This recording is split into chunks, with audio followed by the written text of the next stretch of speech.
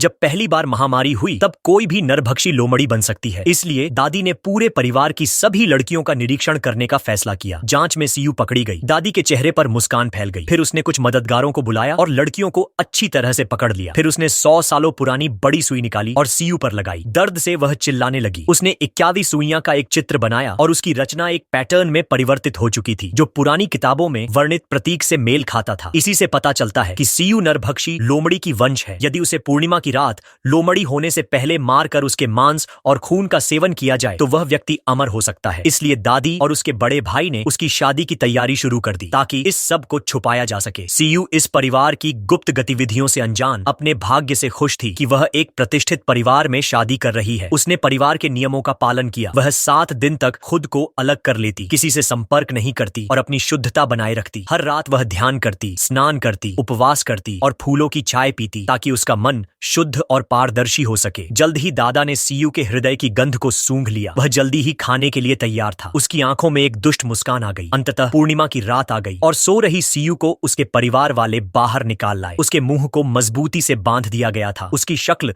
उसकी मृतक बड़ी बहन जैसी थी। पकड़ने वाले का चेहरा छिपा था, मगर सीयू ने तुरंत पहचान लिया कि वह उसका प्रेमी राहुल है। राहुल अपने प्यार को देखते ही असहाय हो गया। वह उसकी हत्या नहीं कर सकता था, लेकिन उसके भाई ने तुरंत अपनी तलवार उठाई और बिना हिचकिचाए सीयू के सीने में घोंप दी। यह सब उसकी बहन नेहा ने देखा, जिसने रोकने की कोशिश की, लेकिन किसी ने उसकी बात नहीं सुनी और शव को सूखे कुएं में फेंक दिया। चांद लाल हो गया, लेकिन सीयू नरभक्षी लोमड़ी में नहीं बदली। क्या कहीं कोई गलती हुई थी? शायद उसे गलत मार दिया गया। परिवार के बुजुर्ग इस बात से नाखुश नहीं थे। उन्होंने अपना सिद्धांत बनाया था, गलती से भी एक को नहीं छोड़ना। फिर उन्होंने अनगिनत निर्दोष लड़कियों का शिकार किया। नेहा के शरीर में परिवर्तन हुआ। वह असल में वही लड़की थी जिसके पास नरभक्षी लोमड़ी का रक्त था। यह पहली बार था कि परिवार के 400 साल पुराने इतिहास में कोई जीवित नरभक्षी लोमड़ी देखी गई। उसने घर में आक्रमण कर दिया और उसने सभी पुरुषों को मार डाला। उसमें राहुल के पिता भी शामिल थे। राहुल आया और उसने विनम्रता से नेहा से अपने पिता को छोड़ने को कहा। राहुल ने अपनी जान की बाजी लगा दी। वादा किया कि परिवार फिर कभी ऐसी अमानवीय हरकतें नहीं करेगा। नेहा, जो अब पूरी तरह से नरभक्षी लोमड़ी बन चुकी थी, उसकी बात सुनी। उसने अपने मन को काबू किया और पूरी तरह से अपने दानव रूप से मुक्त होकर